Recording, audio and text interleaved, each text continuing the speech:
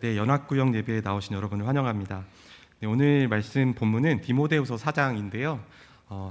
디모데후서 4장은 굉장히 자주 하지는 않는 조금 어두운 느낌의 본문이긴 하죠. 그렇습니다. 제가 오늘 연합구역 예배인데 좀 어두운 본문을 골랐어요. 네. 사실 우리가 디모데후서를 볼 때 어떻게 생각하냐면 하나님의 쓰임 받았던 한 사도가 마지막 유언을 남긴 것을 디모데후서라고 생각합니다. 그래서 이 편지를 볼 때마다 굉장히 쓸쓸하고 외롭고 안타깝고 아쉽고 이런 복합적인 감정들이 이 서신서에 들어 있어요. 근데 만약에 이 편지가요, 하나님께 쓰임 받은 자의 마지막인데 그것이 외로움과 고독 그 가운데에서 끝난다고 한다면 바울뿐만 아니라 바울처럼 예수님을 쫓았던 다른 제자들도 그와 비슷하게 끝날 것이다 라고 예상할 수 있지 않겠습니까? 바울이라고 하는 굵직굵직한 이 사도가 하나님 앞에서 그의 인생의 마지막을 이렇게 정리하고 있다고 한다면, 후회와 안타까움을 남기고 있다면 그와 같이 길을 걸었던 예수님의 제자들 역시 고통과 신음 가운데 있을 것을 예고하고 있는 것 같지는 않습니까? 만약 정말로 그렇다고 한다면 예수님의 지상명령을 받은 교회들까지도, 우리들까지도 그 비슷한 길에 서며 마지막을 맞이할 것 같다, 그렇게 말씀하고 있는 것 같지 않습니까? 사실 이 본문을 이 땅에서의 고통과 시련을 담담히 받아내야 된다고, 그렇게만 받는다고 한다면 교회에 대한 미래적 희망과 소망을 발견하기가 어려운 것이 사실입니다. 물론 이 땅에서 괴로움과 시련 이런 것들은 피할 수가 없습니다. 하지만 주님이 약속하신 그때가, 그 시대가 곧 도래할 것인데 그때까지 고통과 염려가 가득할 것이다 라는 메시지만 준다는 것은 조금 성경에서 말하는 그리스도인들이 가져야 될 희망과 조금 갭이 있는 것 같다는 생각이 들었습니다.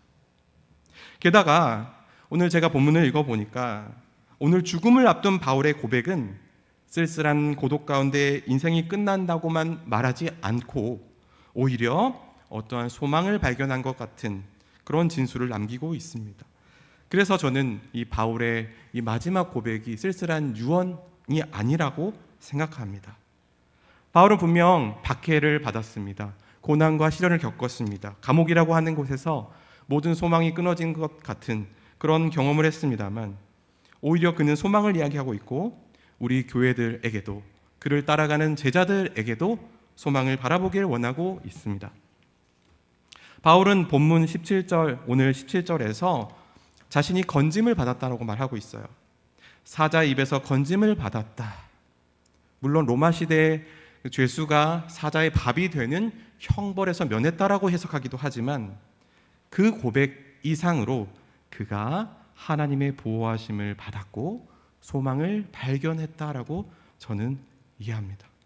사실 우리 눈에는 그가 드러내는 쓸쓸함이 너무 크기 때문에 정작 바울이 전하고 싶은 것을 보고 있지 못하는 것 같기도 합니다. 그래서 제가 오늘 본문을 살펴보면서 이 쓸쓸함 뒤에 감추어져 있지만 너무 확실한 것, 사랑하는 아들 디모데에게 전하고자 하는 이 바울의 강조를 두 가지로 나누어서 설명드리려고 합니다. 첫 번째, 바울은 자신의 동역자 중에서 자신을 떠난 데마를 예시로 들면서 디모데가 그처럼 떠나지 않기를 권면하고 있습니다. 데마는 누구입니까? 데마는 골로새서와 빌레몬서에 등장하는 동역자의 이름입니다. 바울이 얼마나 아꼈던지 곳곳에서 등장을 하고 있습니다. 그런데 오늘 10절 말씀에 보니까 데마는 이 세상을 사랑하여 나를 버렸다라고 합니다. 바울에게 좋게 묘사되어 있지 않아요. 그는 충성된 동역자였지만 감옥에 있는 바울을 버리고 데살로니가로 갔다 합니다. 왜요? 세상을 사랑했기 때문입니다. 여러분, 세상을 사랑하십니까? 여기 아멘 하시면 안 되죠. 세상을 사랑하시면 안 됩니다. 하나님의 마음으로 사랑하시되 바울이 말했던 것처럼 데마가 세상을 사랑했다고 했을 때 그 세상을 사랑하시면 안 됩니다. 신약 성경에서는 세상을 두 가지로 말하고 있어요. 크게. 첫 번째로는 하나님이 만드신 온 우주를 가리켜 세상이라고 하고요. 두 번째로는 부정적인 세상이 있습니다. 오늘 바울이 말하는 데마가 세상을 사랑했다고 할 때는 헬라어로 아이온이라고 하는 그 세상을 말합니다. 그 세상은 어떤 세상입니까? 사실 여기서 데마가 왜 세상에 빠졌는지, 세상에 뭐가 좋은 게 있어서 빠졌는지에 대한 설명이 없어요. 그런데 바울이 자신이 쓴 서신서에서 세상에 대한 이야기를 하는 본문이 있는데, 그곳에서 세상에 빠진, 세상을 사랑한 사람이 어떤 모습인지를 우리가 유추해 볼 수가 있습니다. 그래서 고린도 교회를 살펴보면 되겠습니다. 자, 고린도 교회에 보낸 편지에서 바울은 고린도 교회 성도들을 부정적으로 묘사하는, 일부 성도들을 부정적으로 묘사하는 부분이 있는데요, 그때 그 성도들을 세상과 관련을 짓습니다. 고린도전서 3장 18절에서 이렇게 말합니다. 아무도 자신을 속이지 말라. 너희 중에, 그러니까 성도들이겠죠, 누구든지 이 세상에서 지혜 있는 줄로 생각하거든 어리석은 자가 되라. 그리하여야 지혜로운 자가 되리라. 너희 중에 누구든지 이 세상에서 지혜 있는 줄로 생각하거든 어리석은 자가 되라. 그리하여야 지혜로운 자가 되리라. 고린도 교회에 이 세상에 속한 것과 같은 삶을 사는 자들, 세상의 지혜를 추구하는 자들이 있었습니다.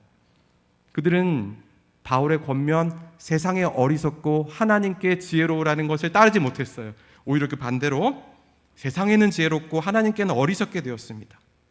그러니까 바울은 고린도 교회 성도들이 이 세상의 모습을 쫓는 것을 세상의 지혜 있는 줄로 자신들을 스스로 생각한다라고 묘사했습니다.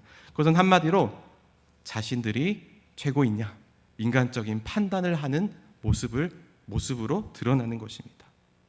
그러니까 이 세상 안에 있다, 세상의 지혜를 자랑한다는 것은 인간적인 판단을 앞세우는 것입니다. 여러분, 교회 안에서 사람이 판단을 안 할 수는 없습니다. 그렇지 않습니까? 그렇죠. 그러나 교회 안에서 사람이 지혜롭게 되어버리면, 그러면 그 사람은 교회 안에서 세상의 지혜를 드러내는 것이 됩니다. 바울은 세상에 어리석어야 하나님에 대하여 자신이 지혜롭게 될 것이라고 말했습니다. 그러나 사람들은 대체로 세상의 지혜롭기를 원하여서 교회 안에서도 자신의 목소리를 높이고 인간적인 판단을 수시로 합니다. 이 세상의 지혜로운 자는 그 판단에 가득 차서 자신을 자랑하고 자신을 선생이라, 자신을 지도자라 하는 자입니다.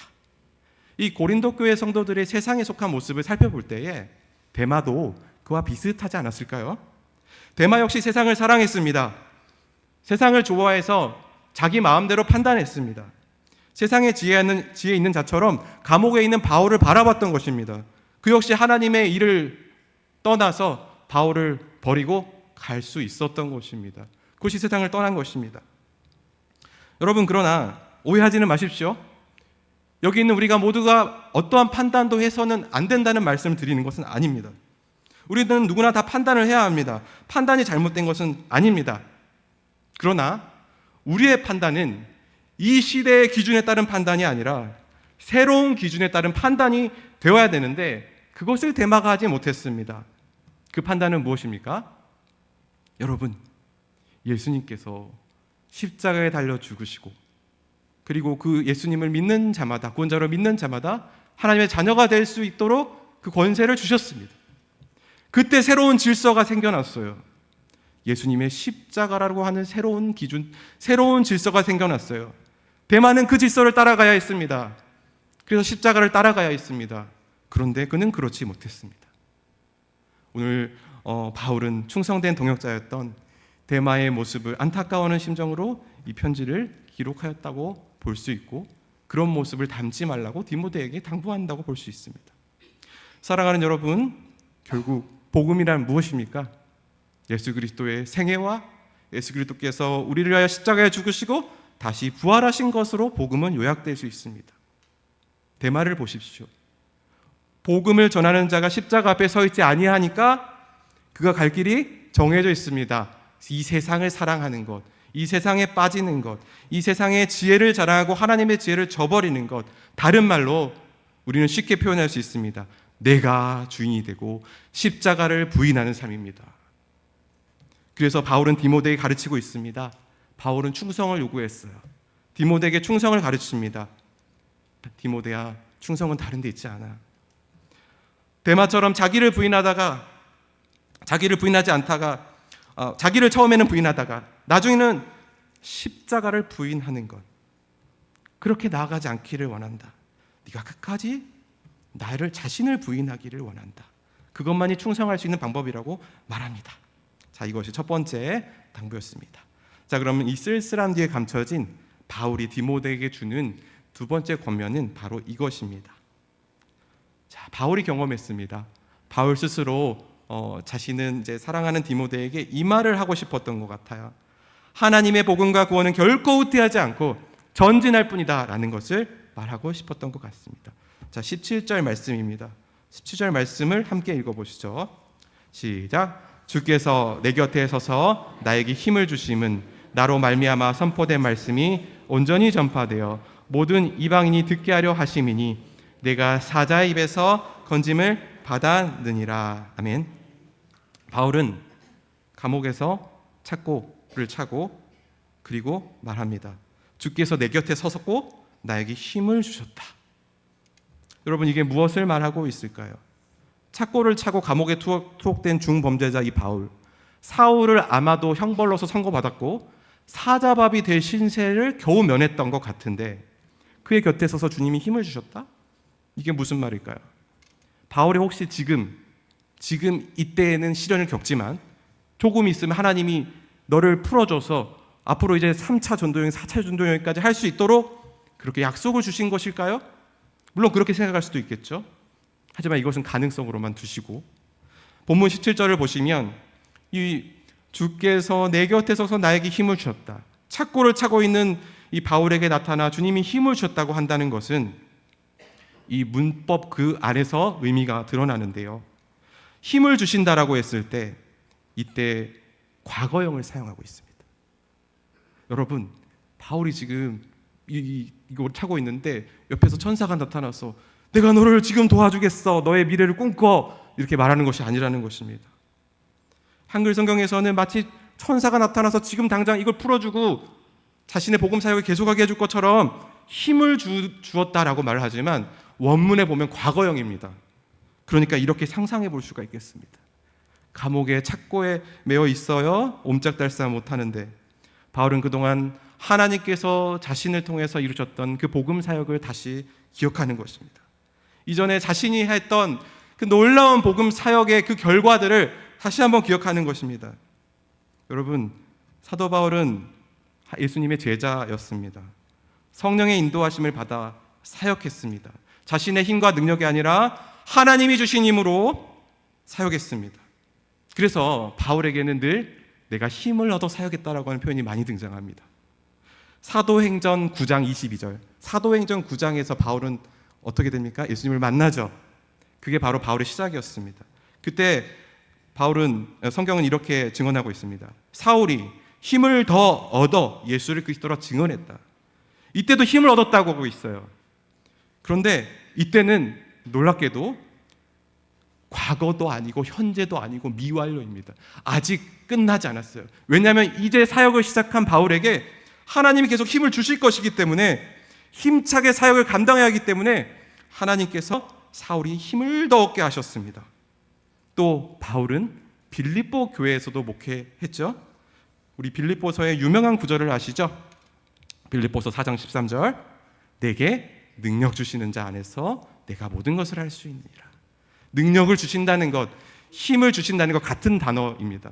이때는 현재로 사용했습니다. 왜 현재일까요? 지금 생생하게 하나님의 능력이 일용할 양식처럼 매일매일 쏟아 부어지고 있기 때문에 바울이 자신의 탁월함과 재능과 유능함이 아니라 끊이지 아니하는 하나님의 능력의 공급으로 이방인의 사도로서 복음을 전했고 그 놀라운 결실을 맛볼 수 있었다는 것입니다. 그런데 다시 돌아와서 감옥에서 착고를 차면서 내 주가 내 곁에서 힘을 주셨다고 할 때 그것이 언제적 일이라고요? 과거의 일이라는 것입니다. 착고를 차고 고작 회상하고 있습니다. 바울은 자신이 죽을 날을 잘 알았어요. 하나님이 처음에 다메섹에서 자신을 부르시고 성령의 능력으로 복음 증거하신 것을 이제 기억하면서 자신이 순회 사역을 하면서 목회자들을 가르쳤던 그 사역을 기억합니다. 그가 할 수 있는 것은 이제 과거의 복음 사역을 회상하는 것뿐이라는 것입니다. 즉 바울의 현실이 어떠하다는 것입니까? 이제 자신의 죽을 날이 정말로 가까웠고 자신의 때에는 이제 복음 사역이 더 진행되지 않을 것이라는 판단을 하고 있는 것입니다. 그러나 이제 이 고백이요, 사실 별것 아닌 것 같잖아요. 그런데 우리가 읽었던 그 뒷부분을 읽어보시면 바울은 놀라운 확신으로 고백하고 있음을 봅니다. 제가 읽어보겠습니다. 주께서 내 곁에 서서 나에게 힘을 주시면 그 다음입니다. 나로 말미암아 선포된 말씀이 온전히 전파되어 모든 이방인이 듣게 하려 하심이니. 하나님께서 바울과 오랫동안 동역하신 건 사실입니다. 제자이기 때문에 성령의 권능으로 놀랍게 사람들을 전도해낸 것도 사실입니다. 그리고 구원의 이 새 시대에 정말 자신을 통하여서 예루살렘과 유대와 사마리아와 땅끝까지 복음이 전해지는 것을 그가 조금 본 것도 사실입니다. 그런데 지금 그는 뭐라고 고백하고 있습니까? 내게 힘을 주심은 나로 말미암아 선포된 말씀이 온전히 전파되어 모든 이방인이 듣게 하려 하심이니라. 그가 선포하는 그 복음이 모든 이방인에게 완전히 선포될 것을 그는 믿음으로 고백하고 있습니다. 사랑하는 여러분, 지금 바울이 감옥에서 차고 옛날의 영광을 회상하는 것이 아니라는 것이 느껴지십니까? 그는 과거의 그 성령의 권능이 끝났다는 것을 말하는 것이 아니라 오히려 그 감옥에서 하나님의 꿈을 꾸고 있습니다. 이 새 시대, 구원의 시대가 열렸고 하나님의 놀라운 사역자들이 일어나서 하나님의 능력으로 모든 사람에게 복음이 전파될 것을 그는 고백하고 디모데에게도 가르치고 있는 것입니다. 사랑하는 여러분, 그런데 우리는 어떻습니까? 사도행전을 보면은 가슴이 두근두근 뛰잖아요. 그렇죠? 그렇지 않습니까? 사도행전을 볼 때는 가슴이 너무 뛰어요. 놀라운 기적과 같은 이적들이 일어나고 하나님께서 다 해결해 주실 것 같아요. 그런데 우리에게 고난이라고 하는 것이 조금만 크게 보여지게 되어지면 그 모든 주변의 정황들 때문에 정말 아무 능력도 없이 끝나는 것 같이 우리들 스스로를 보고 성경도 그렇게 보게 되어진다는 것입니다. 그래서 사실 바울을 볼 때 쓸쓸함이 느껴지면 안 됩니다. 쓸쓸함이 느껴지는 것이 아니라 바울은 마지막까지 성령의 능력을 신뢰했고 그가 새 시대의 구원의 복음을 전하는 자로 부르심을 받았으므로 그것은 그가 죽을 날이 와도 변하지 않는 것이며 끝까지 그가 죽는 그 순간까지도 교회가 세워지고 십자가를 따르는 제자들이 나타나며 세상을 사랑하지 않고 계속적으로 복음이 공격적으로 행진한다는 것을 그는 믿어야만 했던 것이고 믿었던 것입니다. 여러분, 바울이 디모데에게 증거하기 원했던 것, 그것은 바로 복음의 진전이었습니다. 이 시대를 향한 하나님의 복음, 그 구원은 전진만 있습니다. 후퇴는 절대 없음을 기억하시기 바랍니다. 그래서 이제 결론 말씀을 드립니다. 사실 오늘 제가 전하고 싶은 말씀이 결론입니다. 자, 바울이 디모데에게 자신이 경험했던 그 놀라운 복음의 그 폭발력, 공격적인 그 복음의 전파를 그게 이루어질 일이라고 가르치고 그렇게 믿으라고 말하고 있습니다. 바울 자신은 어떤 자였습니까? 소아시아, 마게도냐, 유럽을 다니며 사람들에게 이방인을 향하여서 복음을 선포했을 때 하나님의 일하심을 경험한 자입니다. 어떤 사람입니까? 그는 복음을 눈으로 보고 들었건 그래서 그 복음을 믿을 수 있었던 사람이에요. 그러니까 복음을 확증할 수 있는 사람이었습니다. 그래서 그 복음을 결코 떠나지 않는 사람이었던 것이죠. 그런데 디모데에게 뭐라고 합니까? 너도 내가 본 것처럼 이방인을 향하여 완전한 복음이 전해지는 것을 너도 꿈꾸라라고 합니다. 내가 스승이니 너에게도 그렇게 되기를 원하겠다라고 말하는 것입니다. 이제 네 시대에 복음이 능력 있게 전하여질 것이고 그리고 너 또한 복음이 증거되는 역사를 보게 될 것이다라고 말하고 있습니다. 사랑하는 여러분, 우리 한국교회에도 수많은 믿음의 선배들이 있습니다. 제가 그 총신대학교 그 동문 찾기가 있거든요. 거기에 이제 수많은 사람들이 있습니다. 제가 112회예요. 졸업한 게 112년이라고요. 자, 그런데 1년 차 제 첫 번째 이름에 목사님 한 명 이름이 있습니다. 길선주 1회, 길선주라고 있어요. 동문을 검색하면 일기에 길선주 목사님이 나옵니다. 그분은 어떤 분이었어요? 자신이 차력수를 그리고 도를 쫓다가 기독교의 감명을 받아서 장로가 되었고 평양신학교에 입학해서 졸업하였고 목사가 되어서 평양의 장대현 교회를 세운 분입니다. 그분은 이러한 업적을 한국교회에 놀라운 업적을 세운 분이에요. 그런데 우리는 그분을 볼 때 뭐라고 고백할 수 있을까요? 오늘 말씀을 들은 것처럼 그분은 이런 업적을 세운 분이 아닙니다. 그분은 업적을 세우지 않았어요. 그분이 한 것은 아무것도 없어요. 그분이 한 것은 없습니다. 이 시대에, 이 구원의 시대에 하나님의 구원의 역사가 이루어지는 것을 눈으로 보았고 귀로 들었고 확증한 한 명의 산 증인일 뿐입니다. 바울도 그러했고 길선재 목사님도 그러했고 그렇기 때문에 우리도 그렇게 할 수 있다는 것을 말씀하고 있습니다. 사랑하는 여러분, 오늘 제목이 사사로운 부탁이에요. 주님께서 성령의 능력으로 우리들에게도 놀랍게 이 복음이 전진하는 것을 보게 하신다는 것이 사사로운 부탁입니까? 아니죠. 하나님의 공적인 부탁이라고 저는 생각합니다. 여러분, 이제 다음 주부터 여름 사역이 시작됩니다. 어느 부서가 제일 먼저 시작한지 아십니까? 영유치부입니다. 우리 그 아이들을 위해서 기도해 줘야겠습니다. 여러분, 성령의 인도하심을 받아 사역하는 한 사람이 있다는 것은 그와 함께 동역하는 놀라운 또 성령의 인도하심을 받아 동역하는 사역자들이 있다는 이야기입니다. 여러분, 우리 어린아이들을 향하여서 동역자가 되어주시기 바랍니다. 그들을 위하여서 기도해 주시기 바랍니다. 그 아이들을 이 바울과 같은 마음으로 디모데라 생각하고 그 아이들을 권면하고 그 아이들에게 복음을 확증해 줄 수 있는 어르신들이 다 되시고 성도님들이 되시기를